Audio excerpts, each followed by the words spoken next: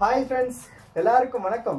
இது உங்க 444 Bharani Tech. Friends, இந்த வீடியோல நம்ம வீட்ல கூடிய ஒரு ஹவுஸ் வைரிங் பத்தி நிறைய friends வந்து கமெண்ட் பண்ணிருந்தாங்க. ஹவுஸ் வைரிங் வீடியோ வந்து போடுங்க அப்படி சொல்லிட்டு. சோ அவங்களுக்காக தான் இந்த பதிவு. சோ இந்த பதிவுல பாத்தீங்கன்னா ஒரு வீட்ல ஹவுஸ் வைரிங் எப்படி பண்றாங்க, பேசிக்கா சுவிட்ச் பாக்ஸ்ல ப்ராப்ளம் வந்துச்சுனா நம்ம எப்படி அட்டெண்ட் பண்றது. சோ இத பத்தி ரொம்ப ஈஸியா சொல்லி தரேன். வீடியோவை ஸ்கிப் பண்ணாம பாருங்க. கண்டிப்பா உங்களுக்கு ரொம்பவே ஒரு யூஸ்ஃபுல்லான வீடியோ இருக்கும். ஓகே வாங்க வீடியோக்குள்ள போகலாம்.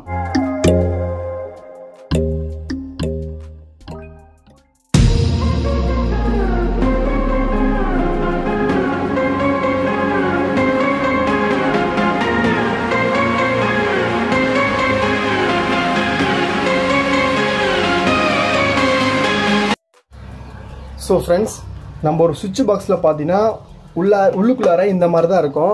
ஸோ இதை பார்த்தோன்னே யாரும் கன்ஃபியூஸ் ஆகாதீங்க. ரொம்ப சிம்பிளான ஒயரிங் தான். ஸோ நீங்கள் எடுத்தோடனே பொறுமையாக டெஸ்டர் வச்சு செக் பண்ணுங்கள், எதில் பவர் சப்ளை ஆகுதுன்னு சொல்லிட்டு செக் பண்ணி பாருங்கள்.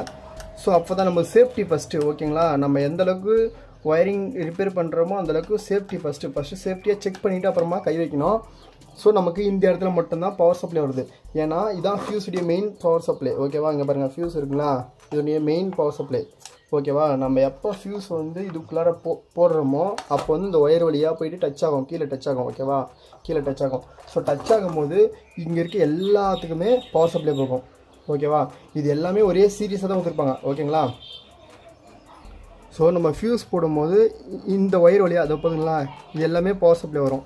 ஸோ இப்போ நான் ஃபியூஸ் போட்டு காமிக்கிறேன், இது வழியாக பவர் சப்ளை பாருங்கள். ஃபியூஸ் போட்டு காமிக்கிறேன். தயவுசெய்து நீங்கள் வீட்டில் யாரும் இந்த மாதிரி செக் பண்ணி பார்க்காதீங்க, ஷாக் அடிக்க சான்ஸ் இருக்குது. சேஃப்டியாக பாருங்கள். ஃபியூஸ் போட்டோன்னே பார்த்தீங்களா, பாருங்கள் பவர் சப்ளை வருதுங்களா, இதுலேயும் பவர் சப்ளை வருதுங்களா, இதுலேயும் பவர் சப்ளை வருதுங்களா, இதுலேயும் பவர் சப்ளை வருதுங்களா, இதுலேயும் வருதுங்களா, இதுலேயும் வருதுங்களா, இதுலேயும் வருதுங்களா. ஸோ இப்போது எல்லாத்துக்குமே காமனாக ஒரு பவர் சப்ளை போய்டும். ஸோ நம்ம எப்போ இந்த சுவிட்சு போடுறோமோ, ஓகேவா? இந்த நான் சுவிட்சு போடுறேன், சுவிட்சு போடும்போது தான் இல்லை பவர் சப்ளை வரும். நல்லா டெஸ்டர் பாருங்கள், வருதுங்களா? லைட் எரியுதுங்களா பாருங்க. ஒரு லைட் எரியணும்னா ரெண்டு சப்ளை தேவை, ஒன்று ஃபேஸு ஒன்று நியூட்ரலு, ஓகேவா?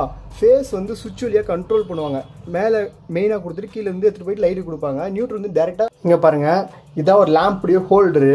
ஸோ இந்த ஹோல்டரில் ஒரு லைட்டு போட்டுட்டுனா அந்த லைட் எரியத்துக்கு ஒரு ஃபேஸ் தேவை, ஒரு நியூட்ரல் தேவை. நியூட்ரல் வந்து டேரெக்டாக கொடுத்துருவாங்க, ஓகேங்களா? நம்ம மெயின்லேருந்து டேரெக்டாக கொடுத்துருவாங்க.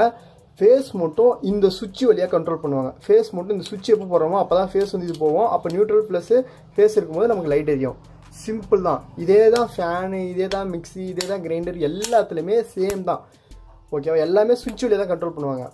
ஸோ நெக்ஸ்ட் இதில் நம்ம பார்க்க வேண்டியது என்னன்னு கேட்டிங்கன்னா 5 பின் சாக்கெட்டு. ஸோ இந்த 5 பின் சாக்கெட் நம்ம ஏதாவது ஃப்ளிக் டாப் கனெக்ட் பண்ணுறதுக்கு பவர் சப்ளை வரல, இந்த சாக்கெட்டில் எப்படி ஒயரிங் கனெக்ஷன் கொடுப்பாங்கன்னா இதே சேம் தான். சுவிட்சு போடும்போது லைட்டுக்கு போகிறதுக்கு பதிலாக இந்த சாக்கெட்டில் 2 பின்னுக்கு கொடுத்துருவாங்க ஃபேஸு, ஓகேவா? இன்னும் 2 பின்னுக்கு நியூட்ரல். இங்கே மட்டும் தான் நியூட்ரல் கொடுப்பாங்களே தவிர எதுக்குமே நியூட்ரல் கொடுக்க மாட்டாங்க. ஸோ இதுக்கு மட்டும்தான் செப்பரேட்டாக நியூட்ரல் வரும், சரியா? இது எர்த்து, நியூட்ரல் ஒயர் வந்து இங்கே இருக்குது பாருங்கள். ஸோ இது பழைய காலத்து ஒயரிங்னால கலர் கோடிங் எதுவுமே கொடுக்கல. ஸோ இப்போ இருக்க ஸ்டாண்டர்ட் பிரகாரம் ரெட்டுனா ஃபேஸு, பிளாக்னா நியூட்ரலு, க்ரீன்னா எர்த்து கொடுப்பாங்க. ஸோ இது வந்து ஒரு 15 இயர்ஸ் பிஃபோர்னால இதுக்கு வந்து கலர் கோடிங் எதுவுமே கொடுக்கல. ஸோ அதனால் அப்ராக்சிமேட்டாக இப்போ என்ன ஒயர் கிடச்சி அந்த ஒயர் வச்சு யூஸ் பண்ணியிருக்காங்க. ஸோ இங்கே எங்கேயுமே நியூட்ரல் கனெக்ஷன் கொடுக்க மாட்டாங்க. நம்ம 5 பின் சாக்கெட்டுக்கு மட்டும் தான் நியூட்ரல் கனெக்ஷன் கொடுப்பாங்க. அதுமாதிரி இண்டிகேட்டர் லேம்ப் இருக்குல்ல, இந்த இண்டிகேட்டர் லேம்ப் எரியணும்னா ஒரு ஃபேஸ் நியூட்ரல் தேவை, அதனால் இதுக்கு ஒரு நியூட்ரல் கொடுப்பாங்க, ஓகேவா? ஸோ இப்போ பேசிக்காக ஒரு வீட்டில் எப்படி ஒயரிங் கனெக்ஷன் கொடுக்குறாங்க அப்படின்னு சொல்லிட்டு சின்ன விஷயம் தெரிஞ்சிட்டு இருப்பீங்க. ஸோ இன்னும் டெப்த்தாக போனால் இந்த சின்ன ஃபேஸ் நியூட்ரல் உங்களுக்கு டீட்டெயில் தெரிஞ்சால் மட்டும்தான் இன்னும் டெப்த்தாக போக முடியும். ஸோ இந்த வீடியோவில் உங்களுக்கு எதாவது டவுட்ஸ் இருந்தால் கமெண்ட் பண்ணுங்கள். இதை பற்றி உங்களுக்கு வேறு ஏதாவது இன்னும் டீப்பாக வீடியோ போடுங்கனாலும் சொல்லுங்கள், நான் செப்பரேட்டாக ஒரு வீடியோ போடுறேன். ஸோ ஓகேவா ஃப்ரெண்ட்ஸ்? இப்போ நீங்கள் இமேஜில் பார்த்தீங்கனாலே தெரிஞ்சிருக்கோம், பிளாக் வந்து எல்லா பல்புக்குமே பேரலாக தான் கொடுத்துருப்பாங்க. ஃபஸ்ட்டு இருக்க பல்புக்கு பேரலாக கொடுத்துருக்காங்க, செகண்ட் இருக்க ஃபேனுக்கு பேரலாக தான் கொடுத்துருக்காங்க, அடுத்தது லைட்டுக்கும் எதுவுமே ஸ்ட்ரெயிட்டாக தான் கொடுத்துருக்காங்க. எந்த கனெக்ஷனுமே இல்லை, ஒரு ஜாயின் மட்டும் போட்டு ஸ்ட்ரெயிட்டாக கொடுத்துருப்பாங்க, ஓகேவா? ஸோ அதுவே ஃபேஸ் சப்ளை அந்த ரெட் கலர் கோடு இருக்குல்ல, அந்த கோடு மட்டும் பாருங்கள் சுவிட்ச் வழியாக கண்ட்ரோல் பண்ணிப்பாங்க.